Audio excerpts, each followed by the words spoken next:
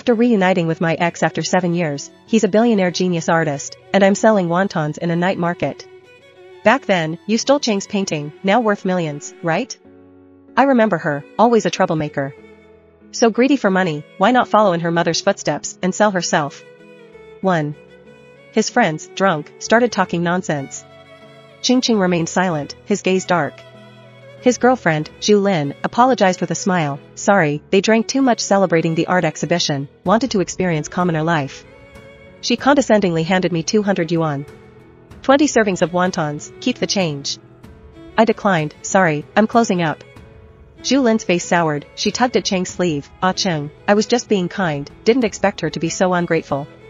Chang's eyes softened as he comforted her, intertwining fingers.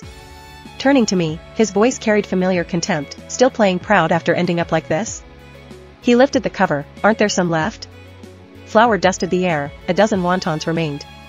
I forced a smile, the last one is for my husband. Husband? Ching sneered, Jiang Yi, still a liar. Suddenly, he poured the pot soup and shrimp over my head. The lukewarm liquid shocked me. Outnumbered, I clenched and unclenched my fists. He mockingly said, that's more like a troublemaker. Zhu Lin, seeing my sticky hair, scorned, let it go, Ah Cheng, let her apologize and leave. Surrounded by onlookers, I took out my phone to call the police. There's a hooligan here, destroying my stall. 2. Cheng and I were high school classmates. Our first encounter was in an alley. I had smashed a bottle over a bald man's head. As he fled, cursing, I trembled with anger. Cheng passed by, offering a tissue. Clean yourself up. I recognized him. Ching, the school's notorious figure. Despite his poor grades, he was known for fighting, smoking, and drinking.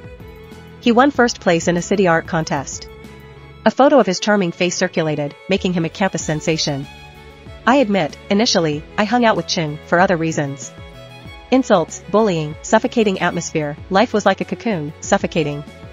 I dared not score too well to avoid sinking deeper with those people. I wanted to escape this rotten world more than anyone. The corner of a young man's white shirt touched by the breeze, his clear features under the sun, on the verge of drowning, there were many straws to grasp at. 3. Zhu Lin appeared around that time. In the bleachers, she sat with her entourage near me. Her gaze passed over me, clutching my school jacket, to Ching on the field, you fancy my leftovers? Rich and haughty, Zhu Lin acted superior in school, with many sycophants. Heard your family's poor, living in, she struggled for a word, a slum? Someone corrected her, it's called a village in the city. She pinched her nose, pretending to fan herself, no wonder, reeks of poverty. The humiliation didn't last long. Cheng, holding a basketball, confronted us, what are you doing? Zhu Lin paled but quickly regained composure. Even if I rejected you, you shouldn't hang out with Jiang Yi, a rotten person. Do you know what her mother is like? He stood still, his eyes complicated. The onlookers eagerly watched. Silent shame filled me. Cheng pulled me up, saying, none of your business. Later, I asked him if he dated Zhu Lin. He seemed annoyed. After a long silence, he looked at me intently, flies don't sting seamless eggs, why do people always trouble you, Jiang Yi? Can't you reflect on yourself? Cheng frowned, sizing me up, actually, you look better without those dyed hair. I smiled bitterly. I've been told to reflect on myself more than anything. So, being cursed for being uneducated by my mother was my fault. Being dragged by my hair into the girls' bathroom for scoring too well was also my fault. 4. After the police mediation, Zhu Lin and her group reluctantly apologized. I dragged my weary body home. Perhaps it couldn't be called my home. A suburban villa, every item inside worth more than I could afford. In the study on the second floor, a man read a magazine. No lights on, just a small green lamp on the desk. Its dim light cast a golden glow in his eyes. Hearing footsteps, the man looked up, his surprise fleeting. He tossed the magazine, chuckling, Jiang Yi, you have a talent for getting yourself into messes. I stood at the door, uneasy, I couldn't deliver today's wontons as promised. He massaged his brow, resigned, that's not important. Shinqua stood up, passing by me indifferently, take a hot bath and go to bed. 5. Shinqua was a strange person. A leading business tycoon in the country, he disliked socializing. He had the face of a refined villain from comics, never exploiting it, no scandals ever heard. I once doubted his interest in women. He funded my university education, extending a helping hand when I was most in need. Even if there were motives behind his help. But Shinqua was always candid. Like when I graduated and struggled to find a job. He handed me a contract, his cool eyes smiling faintly. If there's no issue, we'll settle in 3 years. Shinqua's special treatment was because I resembled his deceased wife. The contract wasn't excessive, accompany him to some events, and deliver wontons every weekend. I once asked him, should the wontons be bought or homemade? He hesitated, then answered, either is fine. Beyond the contract, we had little interaction. Sometimes, I'd study my reflection. Which part resembled her? Eyebrows, eyes, or nose? At a business event in Singapore, he sent me back early due to uncomfortable high heels. At the hotel door, I drunkenly clutched a suit, looking up, Mr. Shen, what was your white moonlight like? He raised his tone, puzzled. I felt awkward, fearing my thoughts were exposed, and tried to sound nonchalant. Isn't it written like that in novels? Otherwise, why would you sign such a contract with me? He seemed to smile, his eyes deeper than the night. I didn't dare to ask further. Today was the last day of the contract. After showering, as I dried my hair, someone knocked. With damp hair, I opened the door, surprised. Mr. Shen? He hesitated. Quickly, Shinqua averted his gaze, unnaturally handing me a hot chocolate. Want to renew the contract? My heart tightened. After a while, I heard my strained voice, no need. He seemed about to say more, then simply said, call me if you face any trouble. The door closed again.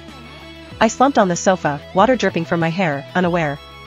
I knew I was close to agreeing. Close to repeating my mistake, drowning in that gentleness. Shinqua was kind, pulling me out of the mire when I was alone. 3 years ago, on a whim, I accepted his proposal. Initially, to repay his kindness. But I knew his care and attention, the hidden romance, weren't for me. They were for his deceased wife. I hoped he'd move on quickly. But as long as I remained, my face would only revive his buried memories. I hid the card he used for monthly transfers in a flower pot. From now on, we're truly even, I whispered in the room. 6. The next day, I left the villa owned by Shinqua, receiving a call from my best friend, Xiaoyu. She lectured me, you had the advantage of being close to Shinqua, learning to make wontons to please him. What kind of wealthy boss has such tastes? Don't tell me after 7 years, you two haven't made it official? Silence fell before I replied, we've broken up. On the other end, Xiaoyu sighed, what's your plan now? Will you continue as a planner? Do you want to join my company? I passed an interview at Zhou Group's branch office last week. I'll start working there tomorrow.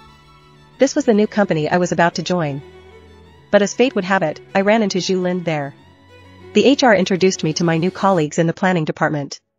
Zhu Lin, upon seeing me, turned cold in front of everyone. I didn't expect to run into such bad luck in a company under Uncle Zhou's name. My colleagues, puzzled by her attitude, tried to comfort me after she left. Jiang Yi, don't take it to heart. Lin Lin means no harm, she's just a bit spoiled. That evening, a photo of me, looking disheveled from the night Ching dumped wonton soup on me, was tossed into the company chat. Gossip quickly spread, isn't that Jiang Yi, the new girl from planning? What happened? Trying to seduce someone's boyfriend, and got caught by the real girlfriend. A voice commented, doesn't the company do background checks? How can someone who runs a stall get hired? Recognizing Zhu Lin next to Ching in the photo, the rumors intensified. Rumors can be lethal, and I knew that well. The next morning, a group of people comforted Zhu Lin, eager to hear more juicy details. Zhu Lin smiled gently, it's not good to spread such things in the company. Let's drop it. My colleagues in the planning department sympathized with her, Lin Lin, you're too kind. If it were me, I would have cursed her out yesterday. Some raised their voice in my presence, what bad luck, to work in the same company as her. In the restroom, Zhu Lin blocked my way, taunting, isn't this our new wonton diva? I replied calmly, please move. But she stood firm, her eyes threatening, Jiang Yi, I was just teaching you a lesson. Are you a habitual thief? First stealing paintings, now trying to charm Ching? Hearing someone enter, she lowered her voice, I'll give you 3 days to leave the company on your own. Don't force me to expose your past. 7. After a routine meeting the next day, my team leader handed me a file with a meaningful smile. Jiang Yi, the company values you. Ching Ching was the special guest judge for the Yanqing art exhibition, sponsored by the company. This project was initially led by Zhu Lin.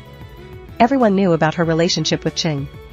Her connections had made the project run smoothly. But since Zhu Lin's sudden sick leave yesterday, Ching announced the end of his cooperation with Zhou Group. It was clear Ching wanted someone to appease him. Jiang Yi, I told you, you'd need me someday. In the presidential suite of the hotel, Ching looked at me, brought by the waiter, with a self-satisfied glint in his eyes. I handed him the document. Mr. Ching, I'm doing my job and I hope you can be professional enough to honor the contract. He pretended not to understand, arrogantly saying, if you're asking for a favor, show some humility. Ching grabbed my arm, pulling me in and closing the door. Beside the mahogany liquor cabinet, he chose a bottle of wine. The dark red liquid seemed to flow from the bottle. He uncorked the wine and handed it to me. Before I could take it, impatience flashed in his eyes. He grabbed my chin, tilting the bottle and forcing the wine down my throat. The room was warm, but the wine was ice cold. The harsh liquid forced its way down, triggering a severe cough. It had been years since I had touched alcohol. At the many galas I attended with Shen Kui, it was well known he didn't drink, and no one dared to offer him a toast. As his companion, I never had to drink on his behalf. Most of the wine ended up on my clothes and the floor. Chung, annoyed, threw the bottle away. I stood up, facing him coldly. If you're done, let's talk somewhere else. You owe Zhu Lin an apology for that night at the night market. He took out his phone, turning on the video function, and ordered, kneel down, admit you bullied Zhu Lin and genuinely repent. Ching snapped his fingers, as if granting a favor. Maybe then, I'll consider continuing the cooperation with Zhou Group. His tone was mocking. Of course, I won't force you. It's your choice, your career or your dignity? Despite his words, he was confident I would succumb. After a moment of inaction from me, he raised his eyebrows menacingly. What are you playing at? I've checked. You're not usually at that night market stall. How come you were there just in time to run into us? Indeed, what bad luck, I smiled. Ching, do you think this job is so precious? That I, Jiang Yi, can't live without it? His sneer froze. Without hesitation, I turned to leave. Behind me, he rushed forward, blocking the door, his eyes filled with rage. Jiang Yi, you'll never be able to repay your debt to me in this lifetime. I took a deep breath, looking him in the eye. Did I really steal your painting? To be continued.